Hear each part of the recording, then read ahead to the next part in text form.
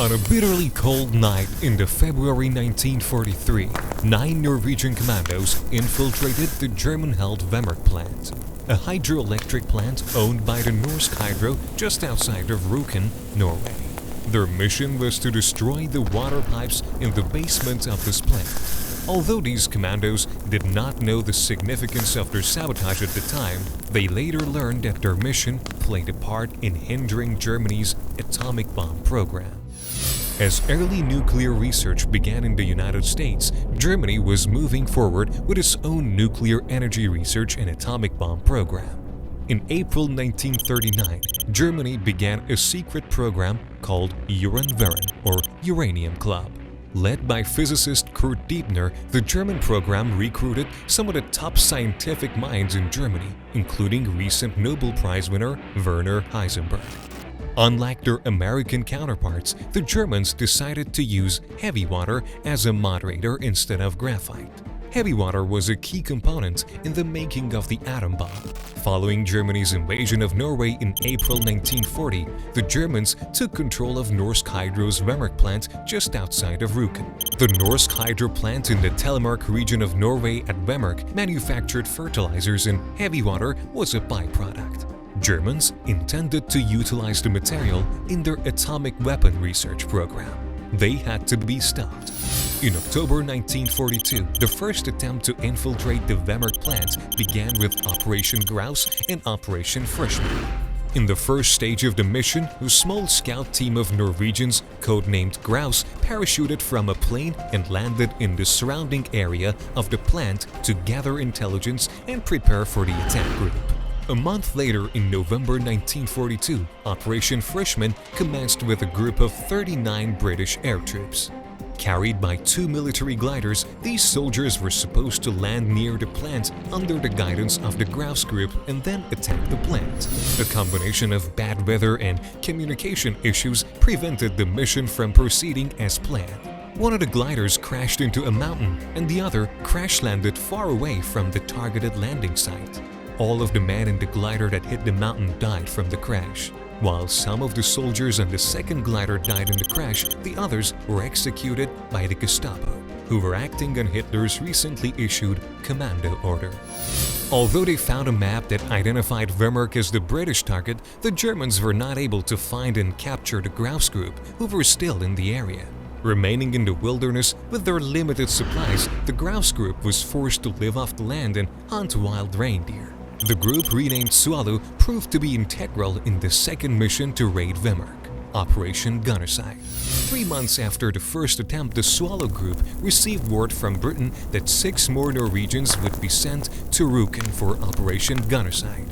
Unlike in Operation Freshman, the Special Forces group was a small group of Norwegian commandos. The group was supposed to parachute to their target zone rather than use a glider to land and meet up with the Swallow group before raiding the Vemork plant.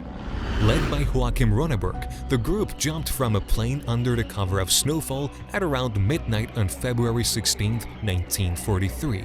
While the group survived the landing and avoided initial German detection, they landed miles away from the planned target site.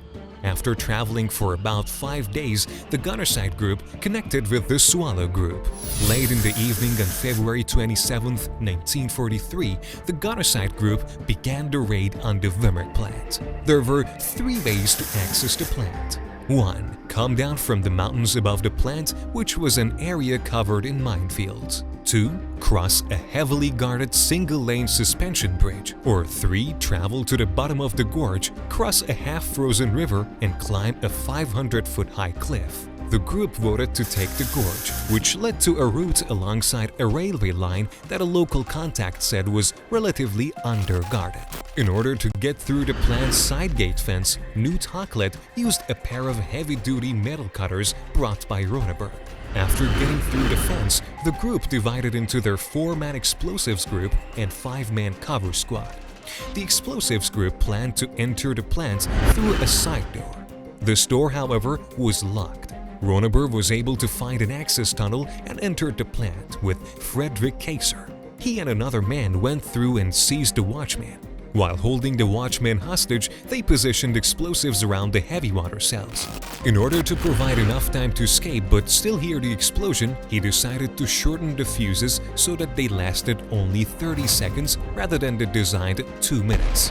The explosion apparently was not as loud as expected, but nonetheless, Rønneberg heard it and knew the mission was a success. After fleeing the plant and reconnecting with their cover squad, Rønneberg and the rest of the Gunnerside group began to ski toward Rjukan. In uniform and fully armed, the explosives team traveled more than 200 miles to Sweden on skis. Despite the German search and pursuit of the group, none of the members were killed or captured. Upon inspecting the damage to the heavy water facilities, General Nicholas von Falkenhorst, the head of the German forces stationed in Norway, referred to Operation Gunnerside as the most splendid coup. Operation Gunnerside successfully destroyed the Vemork heavy water production facility and supplies. The raid caused the Germans to lose about 500 kilograms of heavy water and decommissioned the plant for a few months.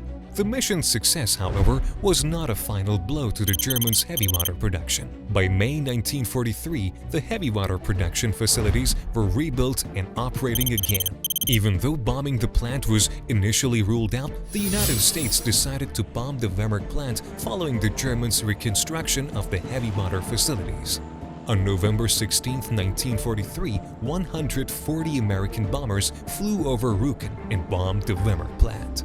According to Thomas Gallagher's Assault in Norway, Sabotaging the Nazi Nuclear Program, the heavy water production facilities experienced minimal damage from the bombing. Figuring the attacks would only continue, the Germans decided to stop producing heavy water at Vemork after the bombing. Germany's attempt to move their heavy water supplies from Norway to Germany also ended in failure at the hands of Norwegian saboteurs. Led by Nuke Hotlet, a group of Norwegian saboteurs was ordered to sink a ferry carrying the German semi-finished heavy water products to research centers in Germany. On February 20, 1944, the Hydro ferry was sunk by an explosion in the boat's bow, and the Germans lost their last supply of heavy water from the Vemork plant. You have to fight for your freedom and for peace. You have to fight for it every day to keep it. It's like a glass bow. It's easy to break, it's easy to lose. In the next episode of our World War II series, we will talk about what if Operation Barbarossa never happened and the scenarios that would happen. So consider to subscribe so you won't lose our future videos.